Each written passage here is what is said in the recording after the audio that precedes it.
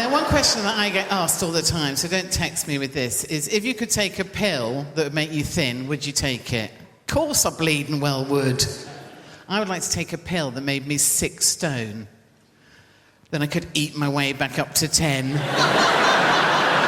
What a bloody brilliant weekend that'd be, wouldn't it? You see, I think there's 2 types of people in the world, right? And it's all to do with how they eat biscuits, right? Because the first type of person makes a cup of tea, gets a plate out,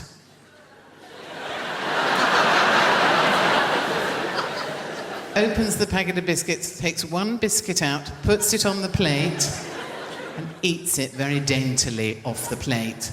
Folds the packet back up, bit of sellotape over the top to keep it fresh for next month. Now, those sort of people should be executed, shouldn't they? Because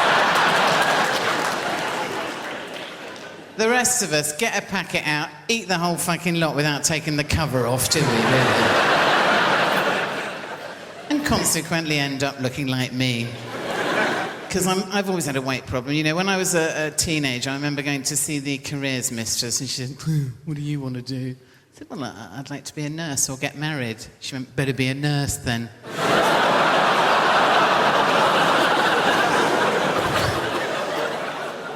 When I was actually a teenager, I wasn't frightened of teenage boys, but I'm terrified of them now. They're a scary bunch, aren't they? And, you know, I actually have teenage nephews, and one of them always has a sign on his door saying, "Keep out," like you're going in there without a flamethrower. Lend me my crampons, dear. I'm just popping in to tackle Tissue Mountain.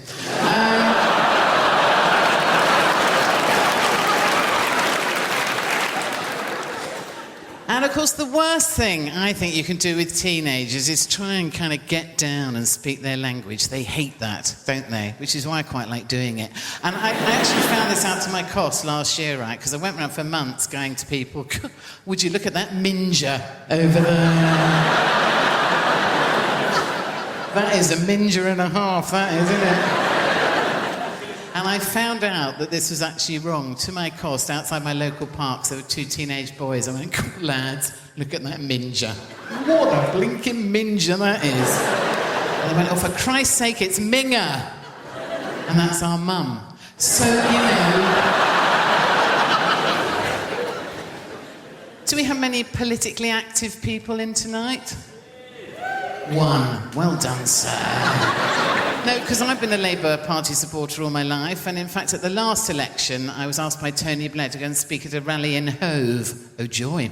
And, but, you know, it just made me think, standing in the front row with all these dignitaries, these Labour Party dignitaries, I've come a long way since fags behind the bike sheds.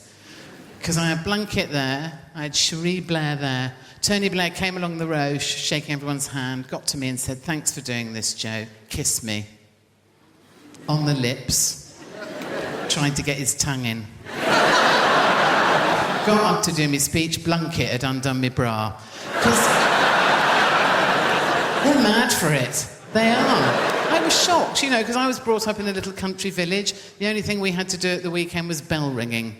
Now, I don't know if anyone's tried that, but it's much harder than it looks, which I believe is something John Prescott says to a lot of women that he meets. But,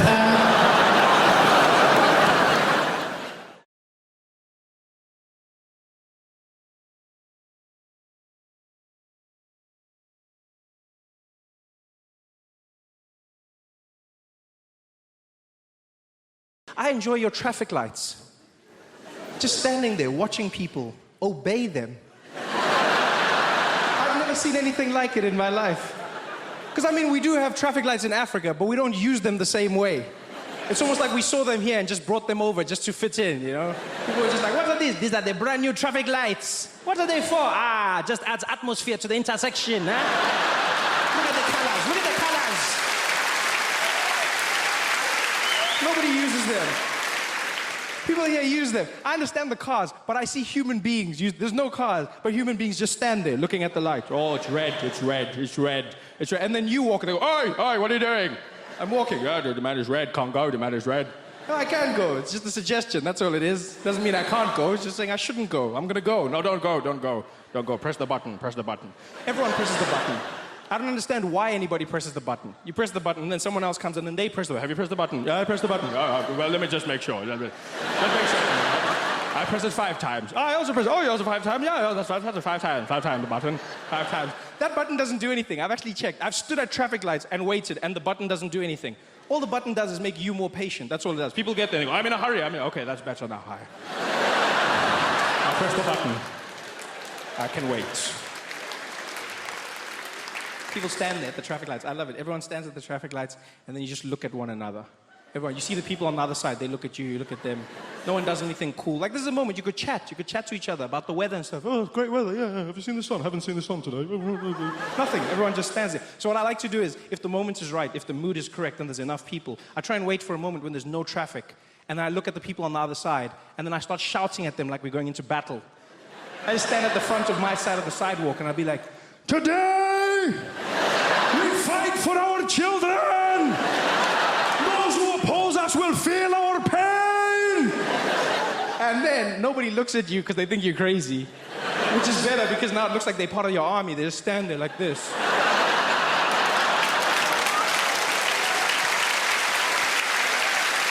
And you just carry on. I try and say the craziest things to see if anyone... Nobody leaves. Nobody. I just say the craziest things. Last week, many of us died in the Battle of Oxford Street. But today they will not be so brave. And no one says anything. No one's like, I don't know what's going on, mate, but I'm not part of this. All right, then, thank you. Traffic light beef's not my thing. Nobody says that. Nobody. Everyone just stands there with you like an army. Then the other people on the other side, if you do it well enough, they start to doubt themselves. You see them on the other side like, what's going on? You will die! And the light goes green, and then you charge. Ah! And everyone's in a hurry, so they come with you. No one stands back. No one's like, oh, no, let him go first. No, they just go, oh, let's go. Ah!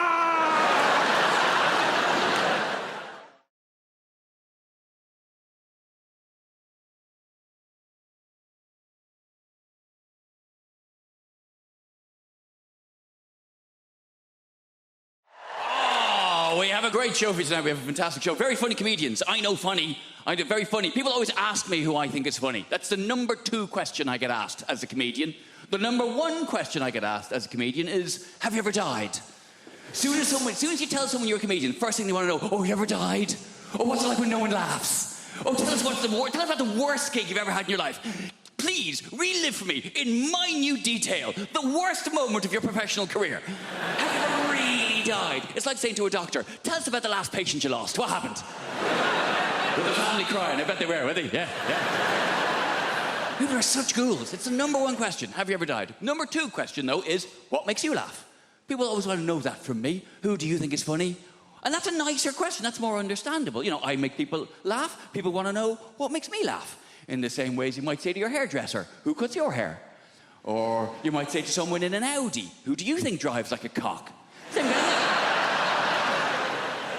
I like that joke. It's a short joke, it's a sharp joke, and also with that joke, I get to spot every Audi driver in the room. I can just see a pinched expression on your face there. All right, no need to be like that about it. I've done well for myself. It's a very reliable machine. And the fact that I can tell you're an Audi driver by the expression on your face means technically you've just given a form of indication. So well done. Good for you. I knew you could do it. Yeah. Have you ever died? Who do you think is funny? You always get asked the same questions. That's what I don't like doing interviews. I love doing this job. This is great. I love standing here talking to you, though.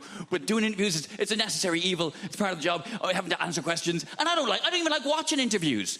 You'd rather watch a comedian tell jokes than talk about how they wrote them. You'd rather watch a singer sing songs than talk about their inspiration. You'd rather watch a sports person do their sport. You'd certainly rather watch a sports person do their sport. Come on now. Sports interviews can be turgid affairs at best. And then I hit it with my foot. You mean you kicked it? If you like. They're rarely interesting. They're rarely, and I'm not slagging sports people. It takes a great deal of single-mindedness to excel at a sport to a point where people want to interview you about it. But sports people are famous because they're good at sport, not because they're good at talking about sport. That's why you find a sports person who is good at talking about sport, the BBC will cream their knickers over them. We found a woman. She used to ride horses. That's a sport. And she's quite lively and engaging and charismatic. Put her on absolutely everything!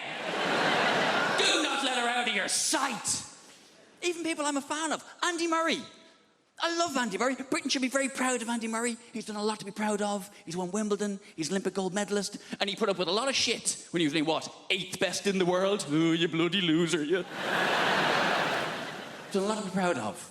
He's won Wimbledon. He's an Olympic gold medalist. He's magnanimous in victory. He's humble in defeat. And he's a big comedy fan. He's been to see me live. I've met him. Lovely bloke. But Jesus Christ. I cannot listen to him drone on one more time about how he won stroke lost another tennis match. I can't do it. Well, then I hit it to him, and he hit it back to me, and I'm very good at tennis, but he is also very good at tennis. Some days I'm better at tennis than he is, but I think what's happened today was he was slightly better at tennis than I am, and that's maybe why he won the game of the tennis. Oh, for God's sake, man! I'm not very sporty, you can probably tell. I like hill walking. Doesn't really count as a sport. I like hill walking and camping. Proper camping, though. None of your glamping bullshit. Glamping. Derivation of the words glamorous and camping.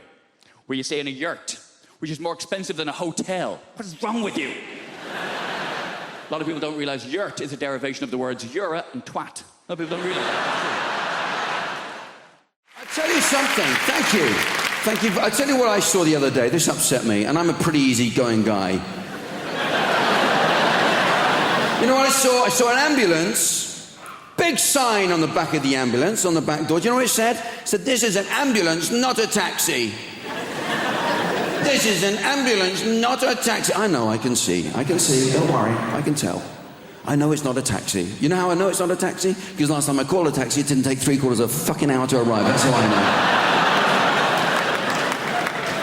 While I'm on the subject, can I just ask, is it really strictly necessary in this day and age to have the word ambulance written back to front on the bonnet of the ambulance? No, so if you see it in the rearview mirror, it says that. I know why. I know why. I'm just questioning it. See, my point is, if the blue flashing light and the big red cross hasn't done it for you, just a hunch, but I suspect the word ambulance is going to be lost on you as well. So I'd like to know if there had ever been anyone in the history of the automobile who was driving along, looks in their rearview mirror and goes, "Huh? What the heck's this? Who's this joker with his blue flashing light and big red cross behind me? He's not getting past me. What does this say? Eculumbo? What does the hell that mean?"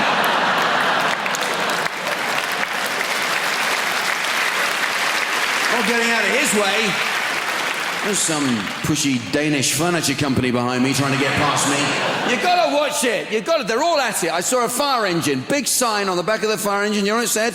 It said, "Smoke alarms save lives." I thought, yeah, more like save you the bother of getting out of bed to put the fires out, you lazy bastards.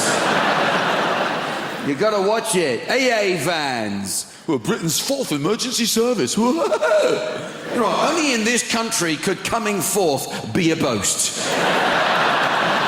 4th, you say, my God, runner up to bronze. All the fun of taking part, none of the hassle of hanging around for a medal.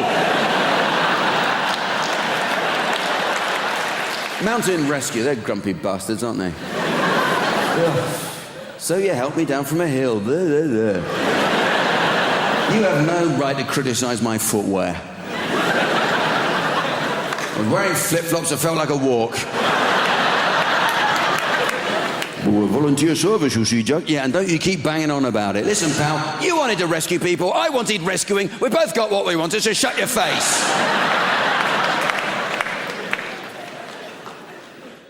Going away with my wife, she does this thing, right? If you get her in an airport, I'm not allowed to have my own passport.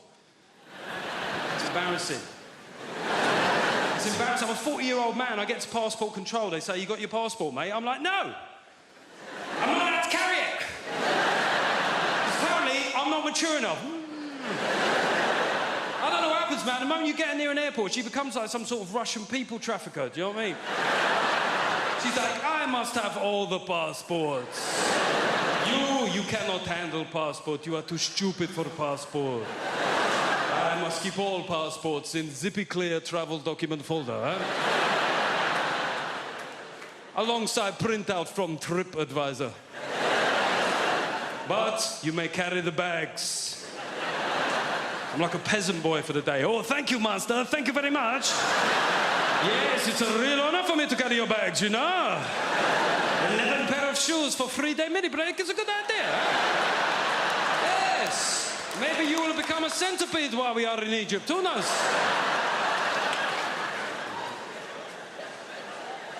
I went on a stag do recently. I went to the Munich Beer Festival. Has anybody here been to the Munich Beer Fest? Seemingly everybody. How many days did you go for, mate? No days. Got deported on arrival. We went for 7 days. We got there on a Monday, right? We had 6 straight days drinking, Monday through Saturday. And on the Sunday, we said we've got to do something different, right? So we went to Dachau concentration camp. Yeah. It was a weird shout. There's no getting away from it. Could have gone go-karting. I said, no, let's do some World War II here. It took a long time to get there, and when we got there, it was shut. Now, yeah, it felt inconvenient. However, given the wider backdrop of historical suffering, I didn't necessarily think that my inconvenience was that big a deal, right? So I just thought I'll take it on the chin. But we had a mate of us called Tim, and Tim started popping off at the German security guard. He said, mate, it's a Sunday, yeah? It's a big tourist day. It's outrageous that it's shut. I said, to be fair, it's outrageous that it was ever open, you know what I mean?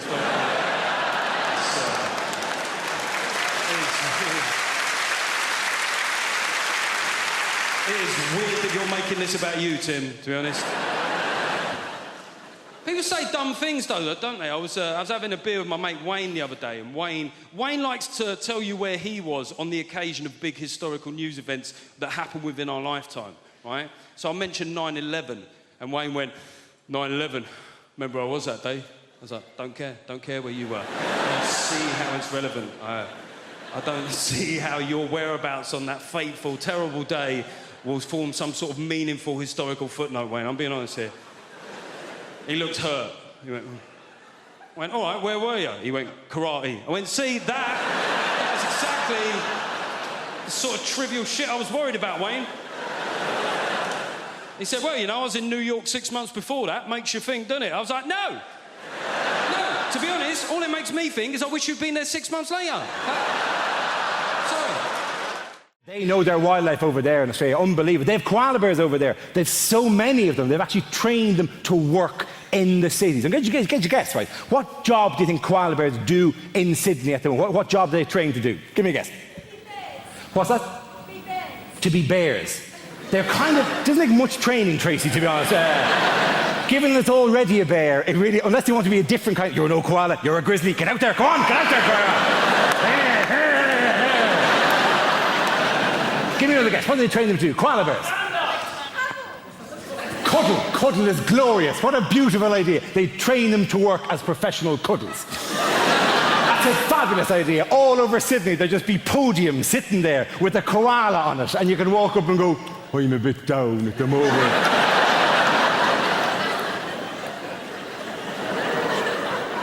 And the koala will go, come here, come here.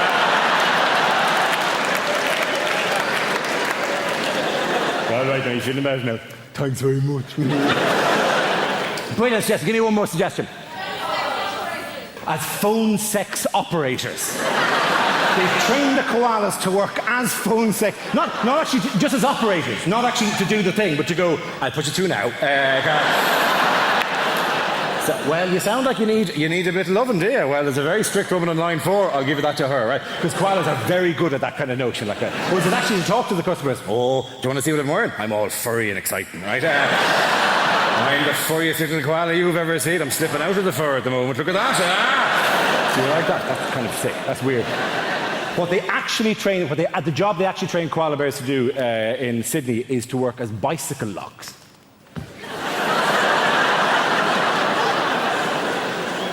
You take the koala, you put him in the frame of the bicycle, his little hands reach around through the spokes of the wheel, and then he just holds on to the bicycle like that.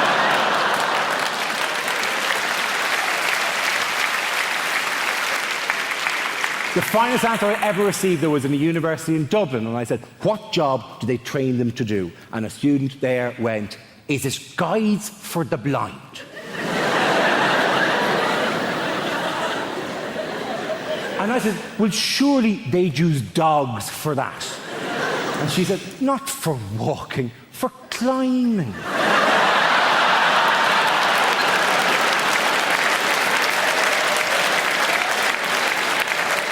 It's a glorious notion. The dog would walk the blind person to the foot of the tree, at which point control would be handed over to the koala bear, who would then walk the blind person up past difficult clumps of branches and whatnot, till they got to the top, where presumably it would then describe the view to the blind person.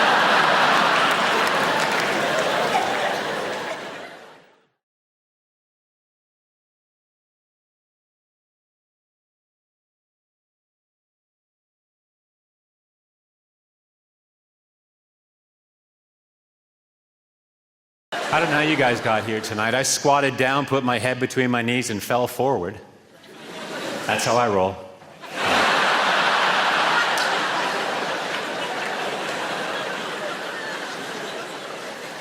My ex-girlfriend said we can work on my bladder problem together. I said, there is no we.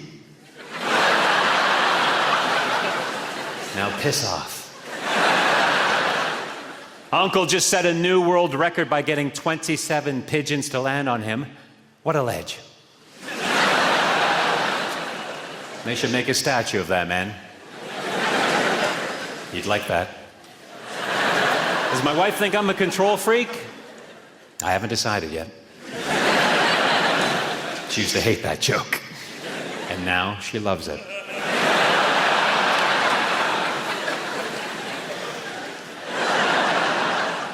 The other night at a party, my wife got drunk and told everyone she invented the echo. I said, listen to yourself. Self.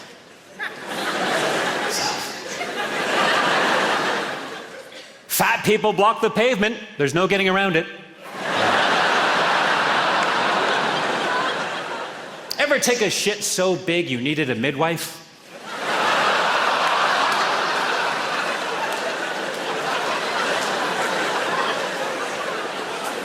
Me too.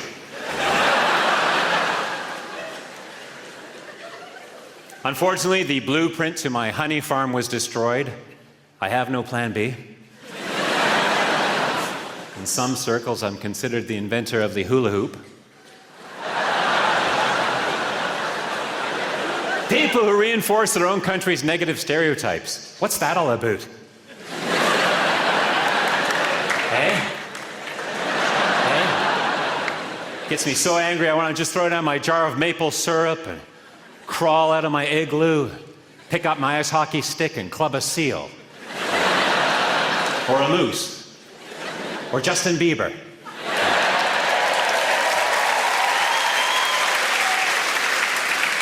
You're welcome.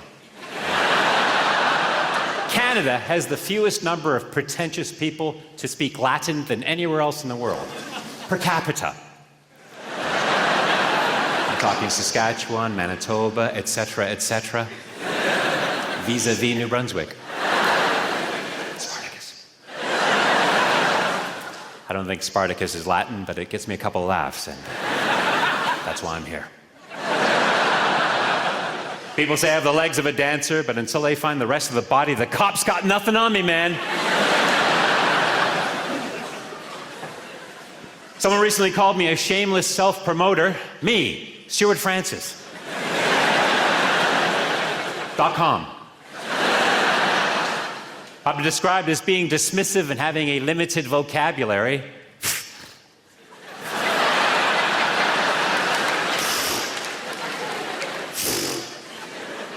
Women. People say I'm a plagiarist. Their word, not mine. I've been called irritating, not once, not twice, not 3 times, not 4 times, not 5 times, not 6 times, not 7 times, not 8 times, not 9 times, not even 10 times, not 11 times, not 12 times, not 13 times, and finally, not 14 times, not 15 times, not 16 times, but a grand total of 17 times, not 18 times,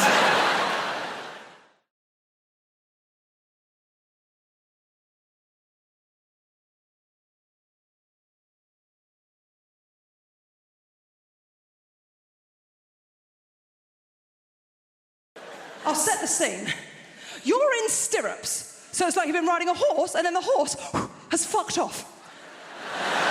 And you've toppled over and ended up, in my case, in the back room of an NHS hospital.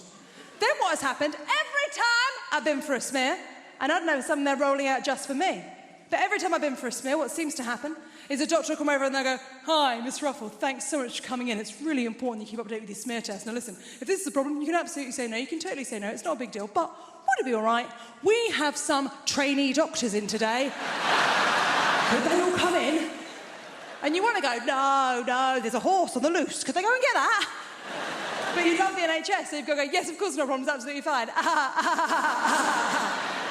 And then what happens between 65 and 70 trainee doctors come in. There's loads of them. It's like the walking tour's got lost. It's not good. I also need to let you know something. People in the room that haven't been to a smear, I need to let you know something. When you're having your smear, you feel a little bit silly. You feel a little bit silly, and I'll tell you for why. T-shirt, nothing. Little pair of socks. A little bit silly. You feel a little bit like Winnie the Pooh.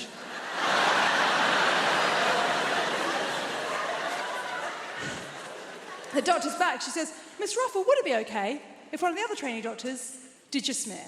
And you want to say, no, can I have someone who's had a crack at it before, please? But you love the NHS, so you've got to go, "Yes, of course, no problem, it's absolutely fine." And then what happens? The trainee doctor came at me like this.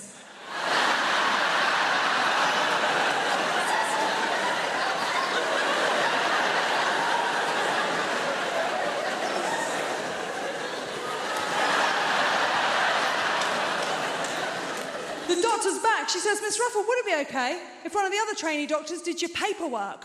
I was like, "Yeah, once I'm a chuff, fill that form, carry on. So she goes, "You're Susie Ruffle." I'm like, "Yeah, that's me." She goes, "Okay.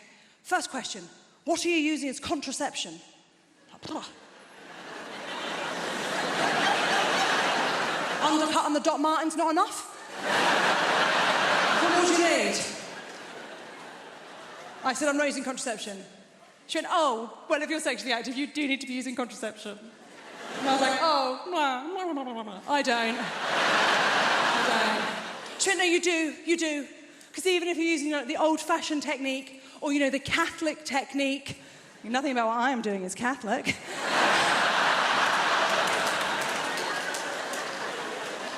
She says, "You should be very careful. You can have a baby tomorrow." I think it'll take 9 months. I've got 4 GCSEs. You're nearly a doctor. You should know that. And she wasn't picking up what I was putting down. And what I was putting down was a KD Lang album. So eventually I just had to come out. Now, of course, there'll be queer people in the room. You know what it's like. Sometimes you have to come out in situations where you didn't know you were coming out that day. You hadn't put it in the diary. So I had to say, "I'm a gay lady. I'm a lady that's gay. I'm a glady." And the one that was down here doing the jiggery-pokery, which I think is the official term. I said, "I'm a gay lady," and she popped up like I'd birthed her. So, whoa. She is a lot older than I thought she'd be, but we are very proud she's a doctor. I said, "I'm a gay lady." She popped up and went, "Oh, right, that makes sense. Snug." That's not a medical term, is it? Has that gone on my record? Snug, what a weird word to use. Because it sounds like she's looking down there and she can see the back end of a Tudor pub.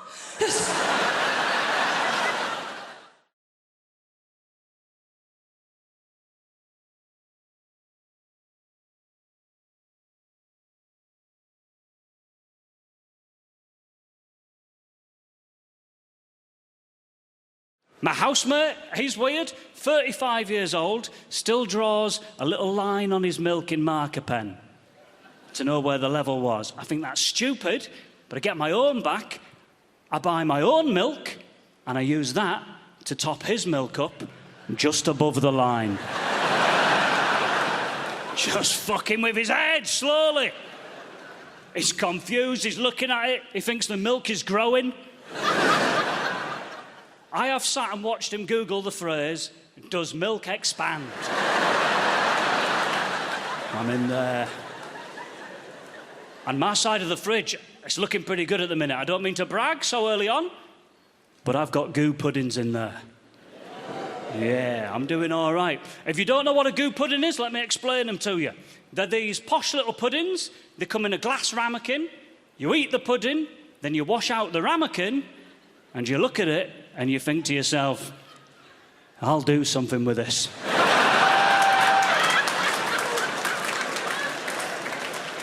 I'm going to do something with this ramekin. Tell you the first thing you do, you put it in a drawer with 25 other unused goo ramekins. I've got a drawer in my kitchen. It's got 10 goo ramekins and a packet of Imodium. I don't want to know what that is for. Anyone taking Imodium tonight? Wow, a lot of you. Horrible interval, I imagine. I think Imodium is the best medication. Stops you shitting yourself, but crucially, it's got some of the funniest potential side effects on the packet.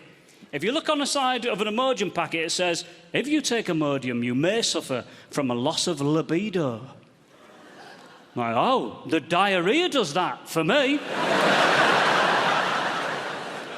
Well, I'm not worrying about my sex drive when I'm shitting myself like this.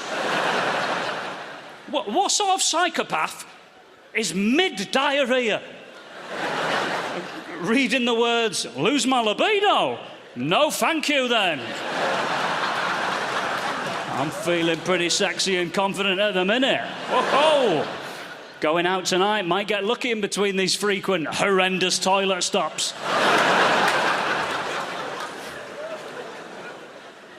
I don't know. It's hard being a northerner living in London. That's my situation at the minute. I'm a northerner living in London. I get patronised all the time. People hear my accent, they assume I'm stupid, rather than getting to know me and working it out that way. And look, a lot of the time, they are right. I only found out 2 years ago that American people call aubergines eggplants. 2 years ago, I found that out. I found it out because I overheard 2 American people talking about eggplants, and my first thought was, these 2 absolute morons. An eggplant? I think they're trying to say chicken.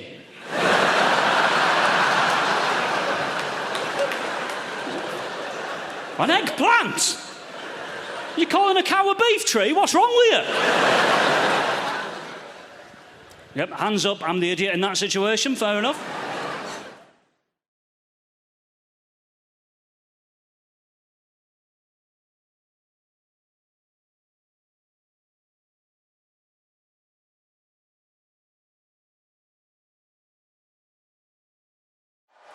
I've got 6 kids, can you believe that? I know. 3 of them born in the same month. I mean it, from the bottom of my heart. And I will explain myself so I don't seem like a man whore to you guys. The 3 of them are all of the same lady.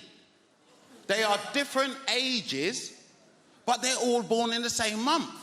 That baffled me for years. How do you get 3 kids, same lady, different ages, same month? People, I had to take a calendar and work this one out. I did. I had to count 9 months back from their birthday. Turns out it's my frickin' birthday.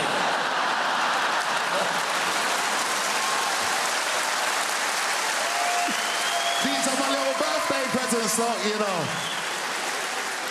You lot can clap and laugh and everything. When is my birthday now? I don't want no punani. She can give that shit. That's expensive fanny right there, innit?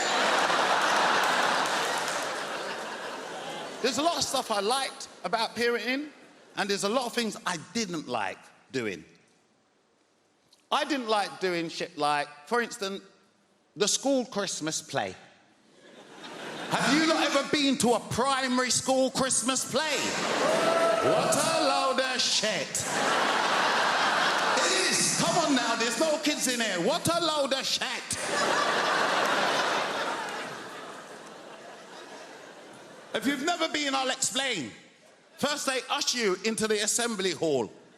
And they sit us down, big grown folks, on them little miniature chairs. You ever seen them? Look at the size of me, I can't fit in one. They either do that or they sit you down on that long apparatus bench. Remember the long? That's what they sit big people down on for hours. So by the time you try to get up, you've got rigor mortis in your back.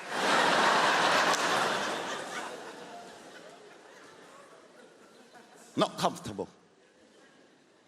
2, I've noticed of recent, these kids don't seem to rehearse their part they got in the Christmas play. Do you remember when we were younger? Everybody wanted a part in the Christmas play. Whether it was the top part or you could be a tree, it didn't matter. You was gonna play the best tree ever. You'd be in the front room like a dickhead for hours swaying. Asking Mum, how does that look? How does it look, Mum? How does it look? But we practice. And then they start singing. Fucking horrendous. It is. I don't care what you got to say. It's horrendous. They're out of tune and everything. You think, what kind of production is this? Worst part about it, your child always try to look out for you, don't they? To try to give you a little wave. My children always do that. Look out for me to wave at me like I freaking know them. You know what I mean? You're your mother's child today, boy. That's like that, innit? This embarrassment. Mums, you lot love it. You lot video it all the time. That's like, don't send me that bollocks. Send it to your mum and your sisters. They are. Didn't enjoy that. Didn't enjoy them cooking at school and bringing that poison home for me tonight. Do you know what I mean? I know, it's poison. Don't eat from these kids. They're looking early inheritance. Don't eat from them. Don't eat from them.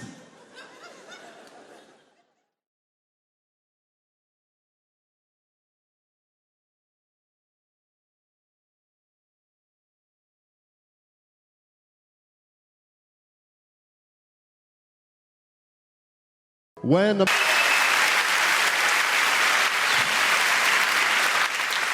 So this bloke said to me, he said, Tim, he said, did you know Marie Osmond is about to appear in the world's worst film?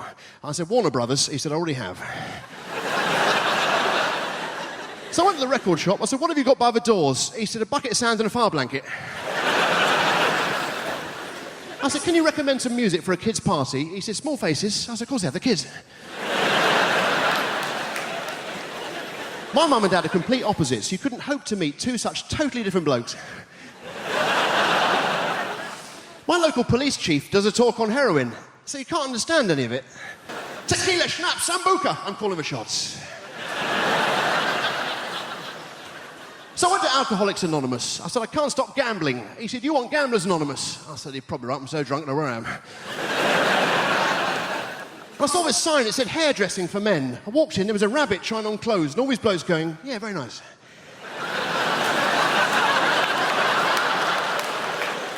So I went to the cinema, I saw a very sad film, and the bloke behind me suddenly started wailing. I got hit in the back of the head with the harpoon.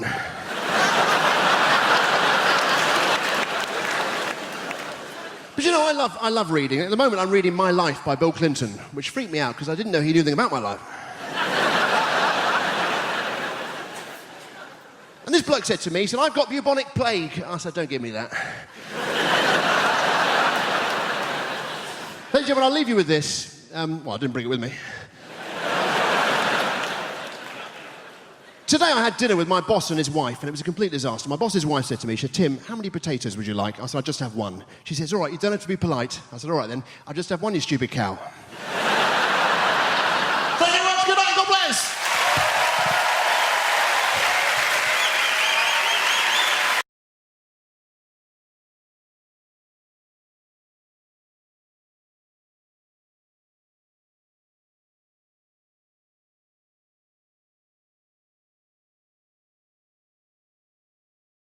I'll be honest with you, folks. I was involved with a man a few years ago, okay?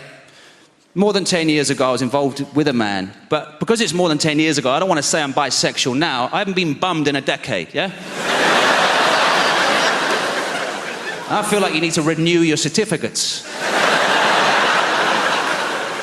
Can't just go around dining out on former glories while practitioners of bisexuality are out there. Front lines, out of order to them. Consequences. And I feel like that's happening a lot now. A lot of straight people are trying to claim they're a little bit more gay than they are just to seem interesting, yeah? I'm a bit gay. Are you, though? Have you been bummed? I'm a bit gay. Yeah, come on, let's hear it. I was talking to a guy at a party, right? He told me he was bisexual because he'd had a couple of gay thoughts. I've had thoughts about volunteering.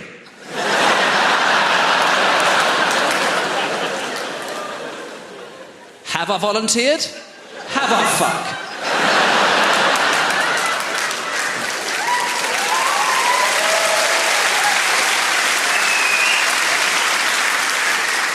And therefore, I am not a volunteer. It's quite straightforward. I can't walk up to volunteers outside a soup kitchen and say, yeah, I've thought about doing that. Me and you are one and the same. Have a great day. I'm off to have fun while we both volunteer. It's out of order. But the LGBTQ is getting mentioned more now. We're being represented in the media. I feel like that's good. It's getting talked about. Footballers sometimes wear the thing on their arm. But sometimes you're thinking, is this a company just being a little bit, do you know what I mean? Just being a bit naughty and trying to seem, okay, you're on side. All right, I was outside Sainsbury's. On the window, it said, Sainsbury's proudly supports the LGBTQ. And I'm thinking, how exactly does this play out, Sainsbury's? What is this support you're talking of? Do you send your reps down to gay orgies? To cheer them on from the side? Go on, son, that's it, put it in the bum. Yeah, the hairy one, that's it. Yeah, that's right. Do you want a bag for that, boys? Hey, girls, do the scissors thing or whatever it is you do, yeah? So they all taste the same, or can you taste the difference?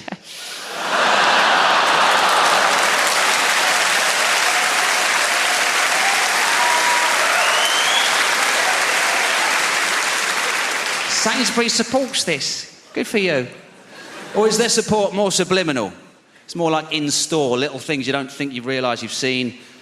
You know, like you go up to the sausage roll aisle. It used to be in packs of 1, now it's packs of 2, tip to tip.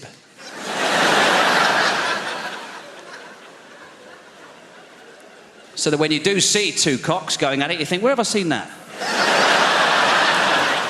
I've seen that somewhere before. That's fine, because I know that. I've seen that.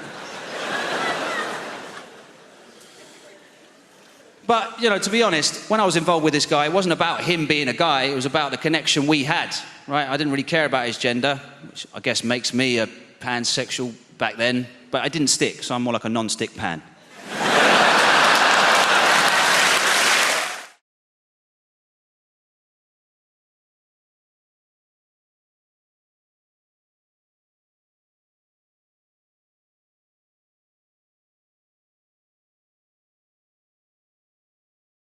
Don't you think it's crazy that, do you understand the technology for us to hear the pilot?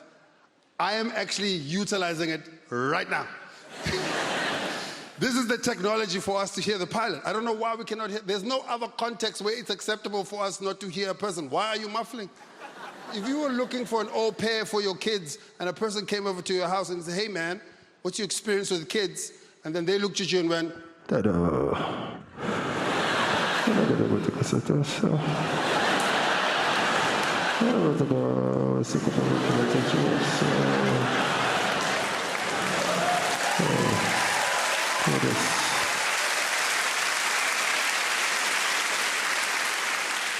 Like, you need to get out of my house, son. Weird things happen in airplanes. Weird things, like crazy things, bizarre things. Like, how bizarre would it be right now if someone walked in here and started selling us watches and perfume? Wouldn't that be the most bizarre thing? But it happens all the time in airplanes. No one's ever gone, huh, this is crazy. This is that English polite thing. Oh, I've already got one, yeah. I'm not looking at the moment, yeah. Not every airline should be selling watches, though. Like Ryanair, no business selling watches. You need to watch Ryanair. Your flight's 7 hours late. And also, why am I buying a 400-pound watch on an 11-pound flight?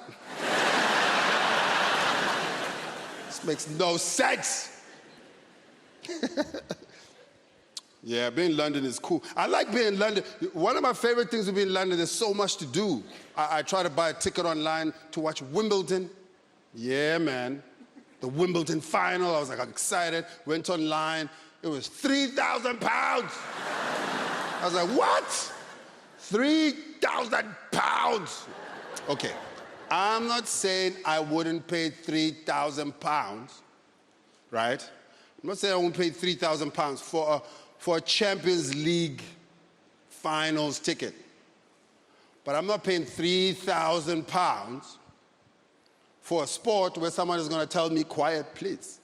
Are you out of your mind? For 3,000 pounds, there will be no quiet, please. For 3,000 pounds, I'm rubbing my nipples center court. Are you out of your mind? My brother, 3,000. Oh, it's a lot of money. 3,000. My brother, 3,000 pounds. For 3,000 pounds, I should be able to whisper some advice in Roger Federer's ear. 3,000. I should be able to walk into the court. Sorry, Roger. Come on, forearm. Let's work on that. Come on. My brother, around 3,000. For 3,000, I should be able to punch a ball boy in the face. For 3,000. Could be walking across, picking up a ball up. Uppercut him in the nose. He'll be so confused. What was that for? I'm like, no, it's part of the package. If you look carefully, I can kick you in the balls.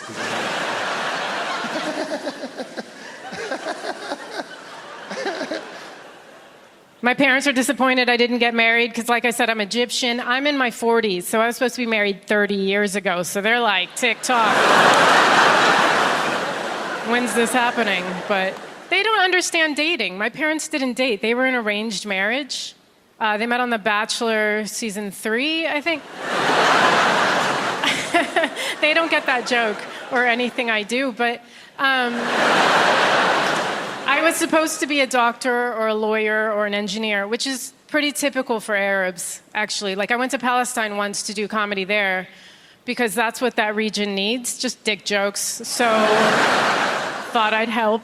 And after the show, there was a Q&A, and somebody in the audience was like, why did you decide to become a comedian? And as a joke, I was like, oh, I wasn't smart enough to be a doctor. But they didn't get it. They were like, oh, I'm sorry. Maybe if you study harder, you can do it. I was like, yeah, definitely. This is a lifelong dream. That's all right. My dad thinks I'm his responsibility until I'm my husband's responsibility. But at no point am I to be my own responsibility, right? Like, the women in my culture need a chaperone through life. Like, we just don't have the same rights as the men. Because my dad wanted to move from Cairo to America, so he just moved. You're a man, bye. Right? My mom wanted to move from Cairo to America, and they were like, well, let's find you a husband in America. And that's how they met. 3 of my aunts became nuns. That's a lot of nuns for one family. And I was like, Mom, why did all your sisters become nuns? She was like, because they didn't want to get married. And then she caught herself. She's like, because they love God. I was like, no, I knew it. They saw their options. Meet Samir. He doesn't know how to do his own laundry, and he has hummus in his beard right now. You can have sex with him every night, or meet God. The only thing you have to do on your knees is pray. And they were like, yep, God, that's perfect. Thank you. I love being in London because it's so close to the rest of Europe. I love to travel. I go to Paris. Tell my American friends I'm going to Paris. They get so excited for me. They're like, oh my God, Paris, we love that for you. We love Amelie. And I tell people here I'm going to Paris. You don't give a shit at all. All you ever say when I say I'm going there is, oh, cool, how are you getting there? Are you taking the train? Oh, the train's so great. You're going to love the train. Like, cool. Every time. How you getting there? You taking the train? Oh, the train is so great. Like, so is Paris. Why can't I talk about Paris? What? I'm gonna go to cafes and museums. I'm gonna see Jim Morrison's grave, and you're like, that's cool. How are you getting home, though? You taking the train? Train's so great. Like, it's a good train. Relax. It's good to vomit on. And last time I was there, this Parisian man walks right up to me. He was like, you have fire.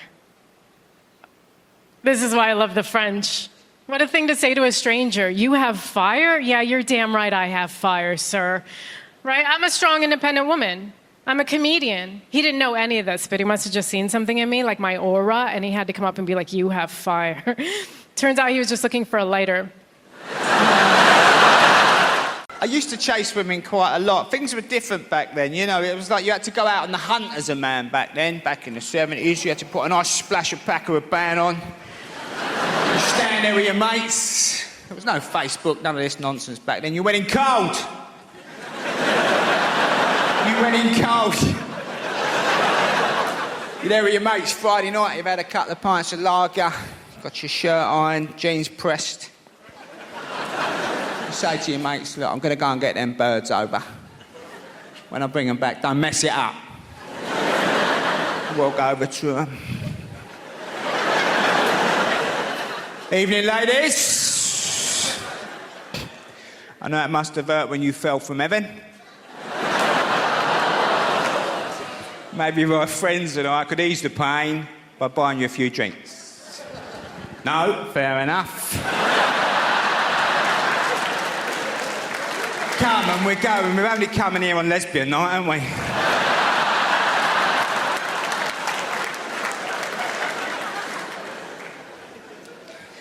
It's very nice that women don't have to worry about this nonsense now being pulled. It's great, isn't it, that they fancy you. You're in a nightclub or something, you're chatting to her. She says, look, shut up. Shut up. I'm going to sleep with your brother. Calm down.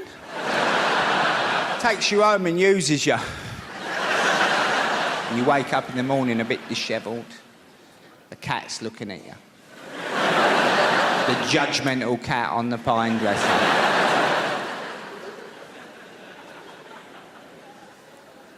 But the worst thing has happened in all the commotion. You've forgotten her name. Now, I'm a bit old-fashioned. I think if you chomped on someone's fanny, you should remember their name, you know what I mean? It's a little bit of a rule of mine.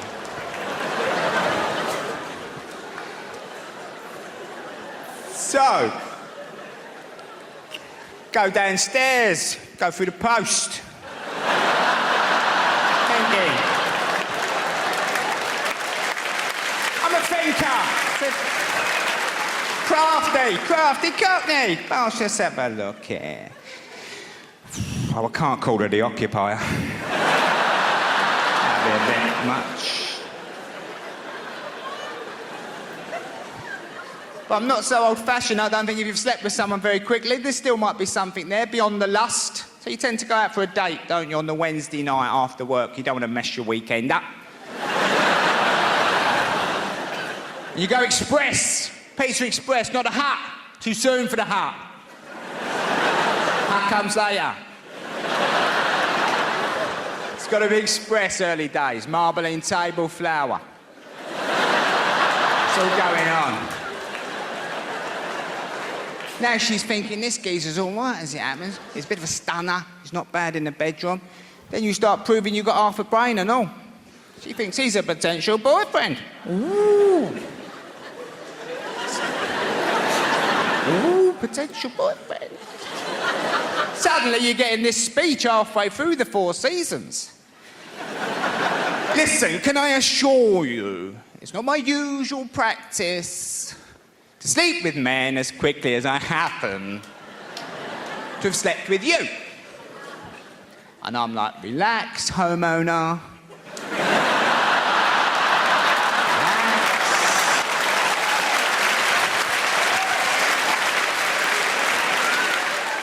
I started learning French really young at the age of 8 or something in primary school, and our French teacher, to help it sink in our brains, used to play little games with us.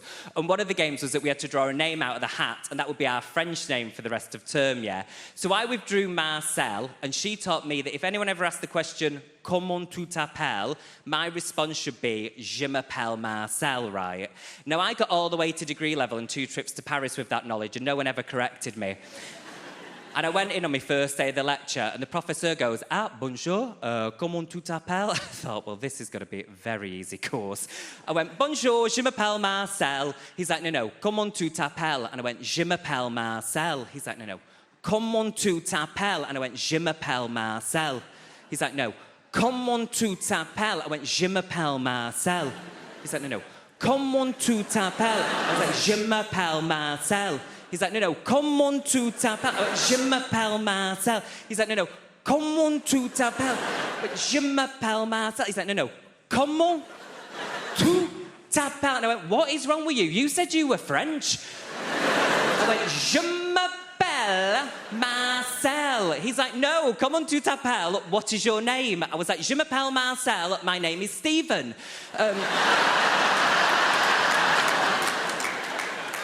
Educated. And as part of our course, yeah, we had to do a year abroad. Hold on. Gap year.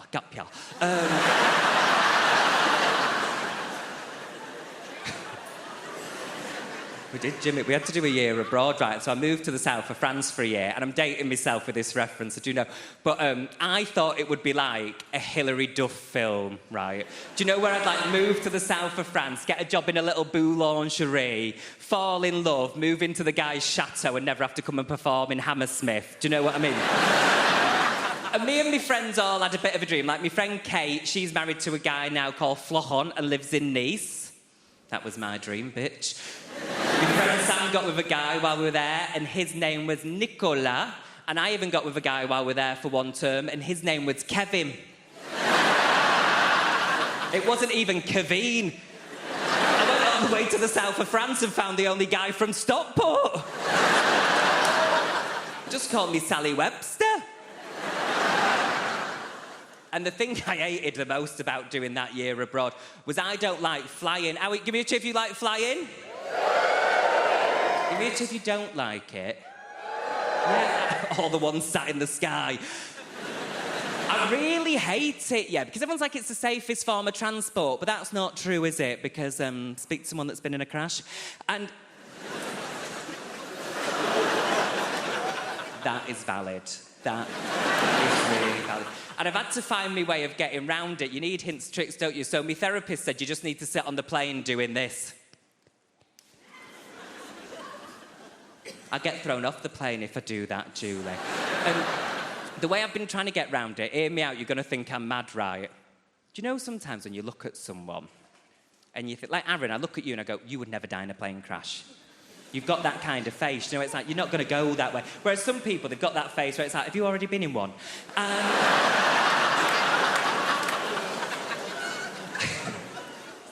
And I flew to Dublin this year, and it was the best flight I'd ever had, right? Because I found someone like you, Aaron. I found someone. Peter Barlow from Coronation Street was on the flight, and I thought, Peter Barlow's not going to die on a Ryanair flight. He's already been through too much.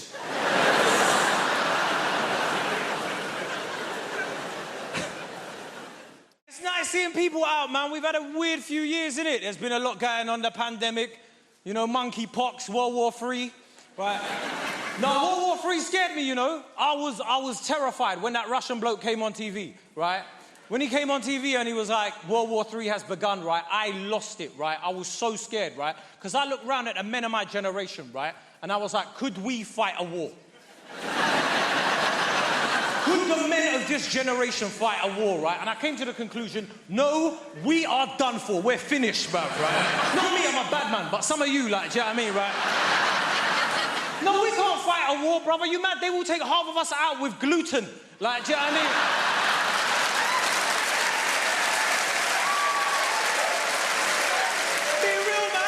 They don't even need to drop bombs. They'll just drop blue top milk over the front lines, right? Just see all of us just shitting everywhere, like, crying like, where's the gender neutral presidential toilet. Shut up, it's a war, bro.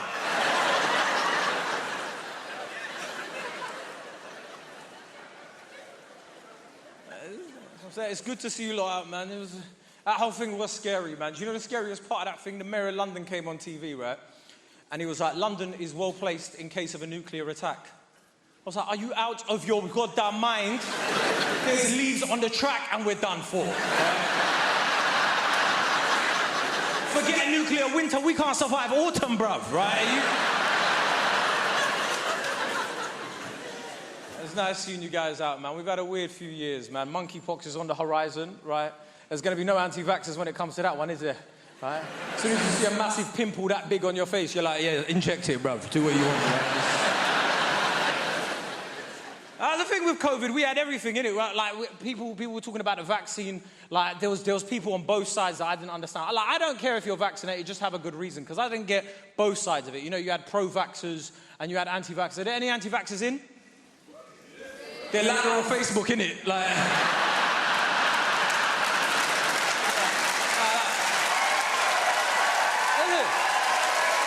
you look, those anti-vaxxers are loud on Facebook, innit? Like, Bill Gates, he's taking your soul.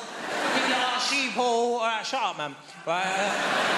I don't get the pro-vaxxers either. You know, like, where they're like, there's absolutely no reason not to get vaccinated. There's absolutely no reason. It's like, of course there is. There's reasons for some of the most horrendous things in the world, like listening to R. Kelly's music. Do you know what I mean? Like, there are reasons. What, you're going to tell me there's no reason to listen to R. Kelly's music? Are you mad? Right? What, you want me to never watch Space Jam again? Are you out of your mind, bruv? Right? Listen, there's reasons to listen to R. Kelly's music. As much as you want to deny it, there's reasons, right? Say you're in a Squid Games type scenario, right? And the challenge is to play a song that a diverse audience is going to sing along to, yeah? I don't know about you lot, yeah, but I'm picking Ignition, innit? Right? Don't go home and say, I told you to listen to R. Kelly, by the way. He's a piece of shit. Don't listen to him, right? Nice. I don't care whether you're vaccinated or not, if I'm being honest, right? As long as you have a good reason, right? As long as you've got a good reason, I don't mind what you want to do with your life, man. It's your life. Do what you want, right? And I'll tell you what I mean, because I've got a lot of friends, man, like, that are, like, anti-vaxxers and stuff as well. Like, I was talking to a couple of my mates about it, right, when it was all going on, and I was like, bro, you're going to get vaccinated? He was like, no. I was like, why not? He's like, no. Come on, bro, man, that's not a reason, man. Just talk to me, man. Let me know. He's like, no, you're going to turn it into a joke. And to be honest with you... wonderful foresight on his behalf, right? Like...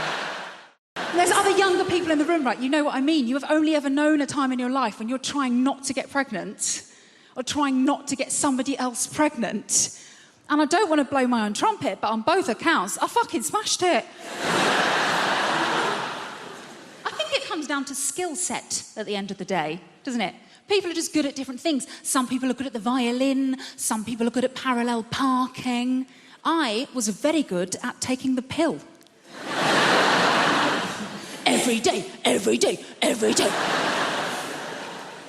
I used to think I was so good at taking the pill, I deserved a reward.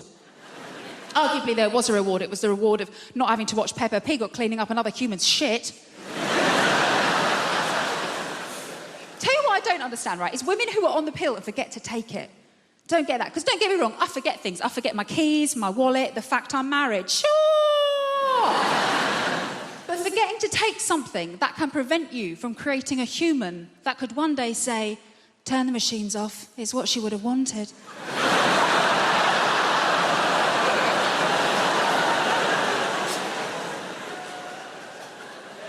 I'm going to remember that one, thank you.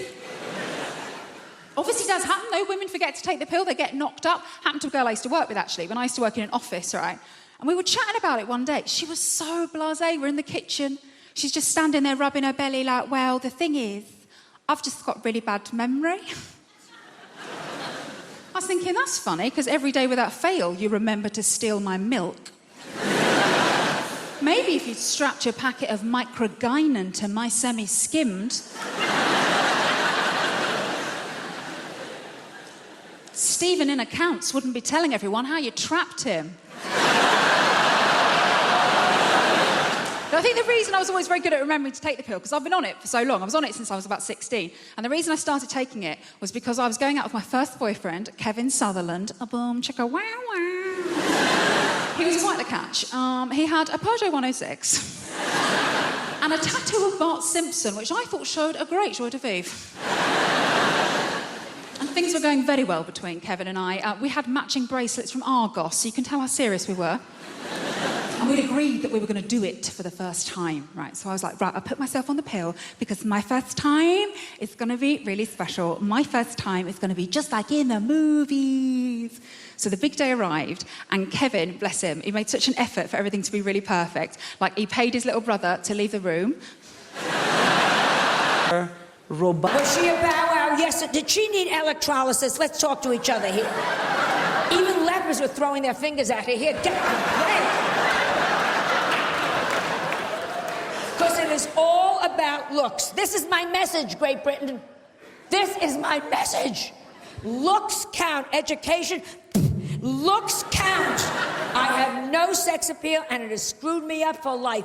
Peeping Toms look in my window, pull down the shade. You have no idea. My gynecologist examines me by telephone. It is just...